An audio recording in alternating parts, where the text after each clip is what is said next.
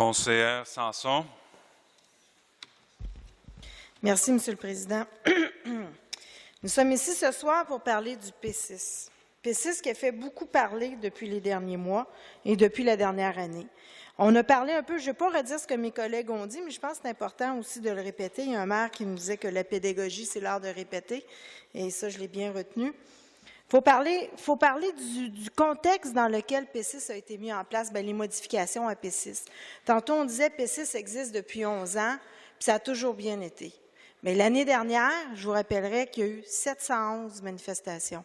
En 11 ans, peut-être qu'il y a eu 711 sur un total de 11 ans, mais on a eu tout ça dans la même année. On a eu jusqu'à 3, 4, 5 manifestations par jour. Parlons de ça. Nous avons dû mettre en place, et j'étais avec Vision Montréal à l'époque, je croyais aussi que le règlement était peut-être trop sévère, on parle un peu de l'attitude des policiers, mais fait de constater que, suite aux manifestations, la situation a dangereusement évolué entre l'année dernière et cette année. L'année dernière, on était dans un mouvement social, une crise sociale, une société en mouvance. Les gens manifestaient, avaient des choses à dire contre tout ce qui se passait dans le gouvernement et des décisions gouvernementales. C'était un débat profondément de société. Et ça, les gens prenaient la rue à 100 000, 150 000, le prenaient sans problème. À l'époque, la situation était très différente d'aujourd'hui. L'année passée, les gens revendiquaient des droits, frais de scolarité. Après ça, ça a été le mouvement des casseroles. Le Grand Montréal se mettait en branle pour manifester de façon tout à fait pacifique. Et nos règlements nous le permettaient, les policiers ne l'ont pas appliqué pour justement assurer une saine gestion de la paix publique.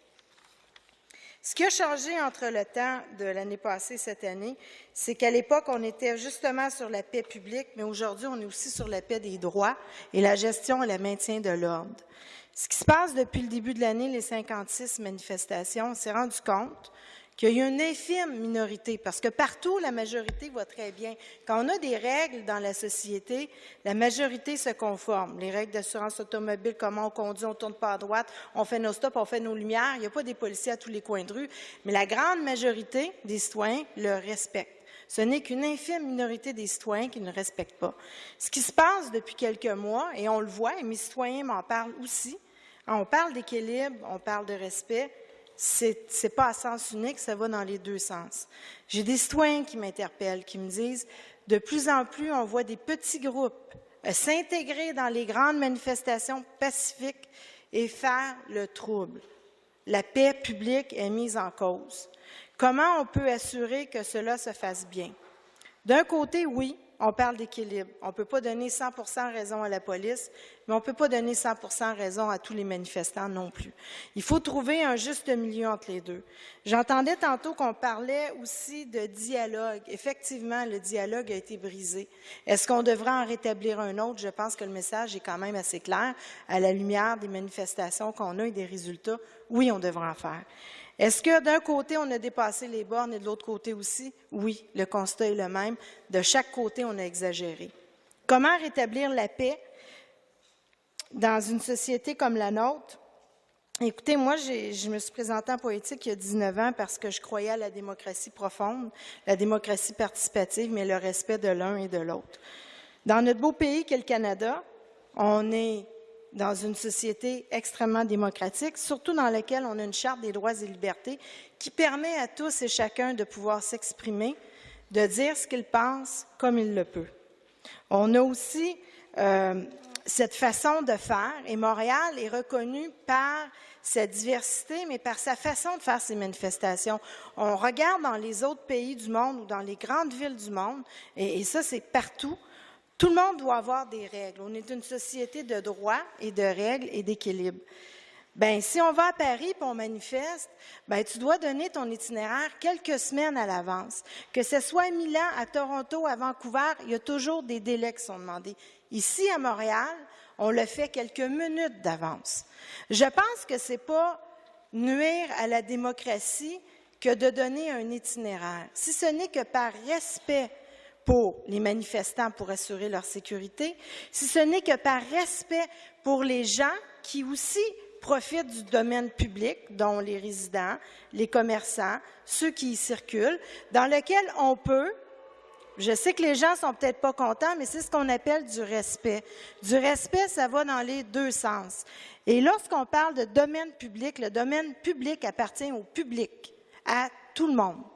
Et actuellement, ce qu'on a pu voir dans le centre-ville ces derniers mois, ce sont des fermetures de magasins, des commerçants qui, eux aussi, veulent gagner leur vie, des commerçants qui veulent aussi accueillir des gens. On veut accueillir des touristes. Et actuellement, on se retrouve avec des manifestations louables à tous les jours. Aujourd'hui, on manifeste pour le plaisir de manifester, tandis que l'année passée, on manifestait pour des causes qui étaient importantes. Et je pense qu'on doit revenir à la base même. On peut dire ce qu'on peut, mais aujourd'hui, je trouve que notre société doit s'adapter. On doit modifier nos règlements. Mais au conseil municipal, je trouve ça un peu rapide de le faire de cette façon-là, d'arriver puis dire on n'aime pas le règlement, on va le modifier. Je pense qu'on a des structures qui nous permettraient de l'envoyer à une commission, à faire une assemblée publique, on doit le faire, on ne l'a jamais étudié le règlement. Est-ce que ça a été mal fait la première fois? Probablement parce qu'on n'a pas assuré un comité de suivi pour voir qu'est-ce qu'on peut modifier en cours de route. Aujourd'hui, un conseiller se lève, un parti politique se lève parce qu'ils se disent « Ah, il y a peut-être quelque chose à faire là ». Mais je pense que la sécurité des citoyens, la démocratie, mérite plus que ça. Elle mérite du temps pour qu'on puisse regarder le règlement, qu'on puisse regarder les choses se faire, qu'on puisse établir un dialogue, qu'on puisse rétablir les normes de liberté, mais de respect de chacun. Et je le dis encore une fois, les principes de respect. Et très souvent, j'ai eu des manifestations chez nous qui se passaient aussi à Paris. Puis à travers le monde, les manifestations sportives, dans lesquelles on regardait les gens chez nous, on avait la télévision, puis on regardait ce qui se passait avec les services de police. Bien, chez nous, il n'y avait pas d'arrestation, mais à Paris, il y en avait. Il y a eu une manifestation dernièrement, l'année dernière, sur le prophète Mohammed. Bon, partout à travers le monde, les gens manifestaient. À Paris, la manifestation a duré 10 minutes, 250 arrestations d'un coup. Chez nous, ils ont manifesté dans la rue. Ils ont discuté avec nous, on a mis des balises très claires pour assurer leur sécurité, mais aussi la tranquillité du quartier. Les gens ont manifesté, il y était 300. Il n'y a eu aucune arrestation. Tout s'est fait dans l'ordre. Les gens ont manifesté avec le micro, avec ce qu'ils voulaient. Ils ont pris 3 heures pour le faire. Ça s'est fait dans leur respect parce qu'il y a eu un dialogue. Et je crois qu'actuellement, ce dialogue-là, il est rompu entre deux groupes, entre ceux qui manifestent et entre les services de police. Et le rôle du conseil municipal est bien d'établir et de rétablir cette communication. Et je trouve qu'il est un peu prématuré ce soir pour des votes en élection, parce qu'on se rappelle qu'il va y avoir une élection le 3 novembre, et qu'un parti politique a cru bon prendre ce mouvement populaire-là et dire, bien voyons, il y a peut-être quelque chose à faire là. Et je trouve ça dommage parce qu'il y a des dépliants qui ont été distribués dans les quartiers en disant, voici les élus qui ne nous appuient pas, faites la pression. Je pense que ça, c'est antidémocratique. Et on peut parler de la démocratie comme on en veut, mais la démocratie, aussi une définition. C'est le droit de s'exprimer, qu'on soit pour, qu'on soit contre, on a toujours eu le droit de s'exprimer dans le respect. Et moi, ce que je demande comme solution, c'est probablement qu'on puisse s'asseoir à tête reposée, qu'on puisse regarder le règlement, qu'on puisse l'analyser avec des experts, qu'on puisse inviter les gens, qu'on en fasse une commission pour qu'on puisse vraiment l'évaluer, qu'on regarde le pour, qu'on regarde le contre, qu'on le modifie. Je trouve qu'il est prématuré de dire ça, on n'aime pas ça, on l'enlève. Manifester sans donner le droit de l'itinéraire, pourquoi? Qu'est-ce que ça change de ne pas vouloir donner un itinéraire? Qu'est-ce que ça change d'être masqué ou pas? Quelqu'un qui vient dans une manifestation masqué, pourquoi?